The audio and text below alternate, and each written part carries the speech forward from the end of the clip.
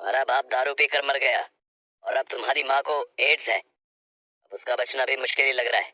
ऐसा मत कहो चाचा जी। तभी डॉक्टर बाहर आता है।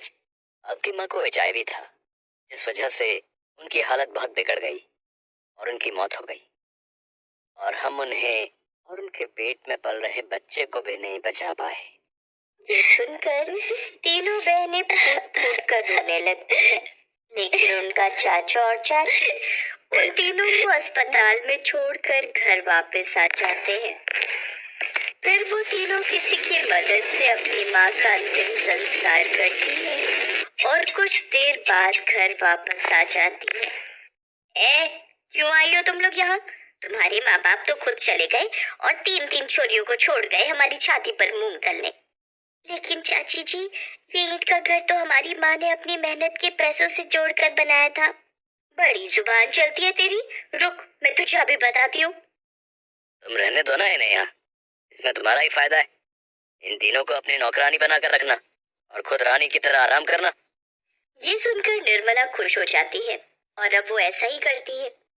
वो खुद तो आराम करती रहती, लेकिन उन तीनों को घर के काम में लगा देती। धीरे धीरे उसके जुल्म बढ़ते गए और काम भी। लेकिन खाने के नाम पर वो उन्हें सिर्फ बासी रोटी ही देती, जिससे परेशान होकर वो तीनों बहनें एक रात चुपके से वो घर छोड़कर भाग जाती है। लेकिन उसके चाचा चाची को ये बात पता चल जाती है और गिरधर उनके पीछे गुंडे लगा देता है। जल्दी से पकड़ो इन चोरियों को, ये यहाँ से भागने न पाए। भागो, जल्दी भागो। तीनों बहनें तेज तेज भागते हुए एक जंगल में चली जाती हैं और एक बड़े से पेड़ के नीचे गुफा होती है, उसमें बैठ जाती हैं। ये सही ठिकाना है, चाचा के गुंडे हमें ढूंढ नहीं पाएंगे। वो रात वो तीनों उसी जंगल में गुजारती हैं। फिर अगली सुबह, दीदी मुझे बहुत भूख लगी है, भूख के मारे पेट में दर्द हो रहा है।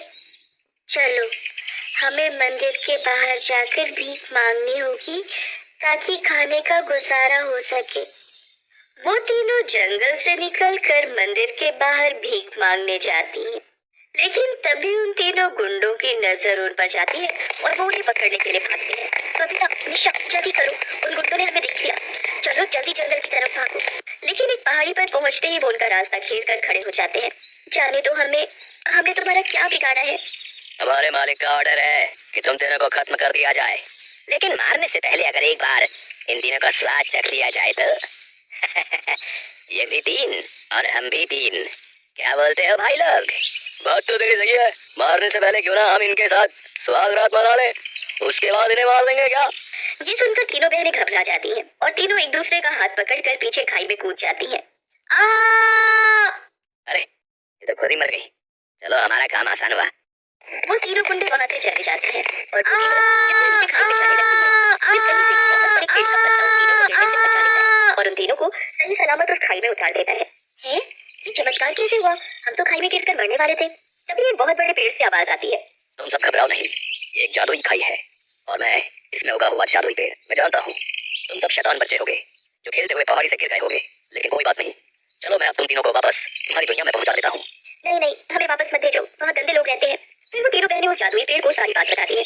तुम तीनों परेशान मत हो, अब मैं तुम तीनों को रहने के लिए ईंट का घर दूंगा और तुम सबका परिवार की तरह ख्याल रखूंगा। इसके बाद वहाँ पर जाता है। वहाँ हमारे रहने का जुगाड़ तो हो गया, लेकिन खाना मैं अपनी छोटी बहनों को क्या खिलाऊंगी? घबराओ नहीं, ये लो ये ईंट। अब तुम इसमें आग जलाकर जो कुछ भी खाने का मांगोगी वो तुम्हें मिल जाएगा। तुम्हारा बहुत बहुत शुक्रिया।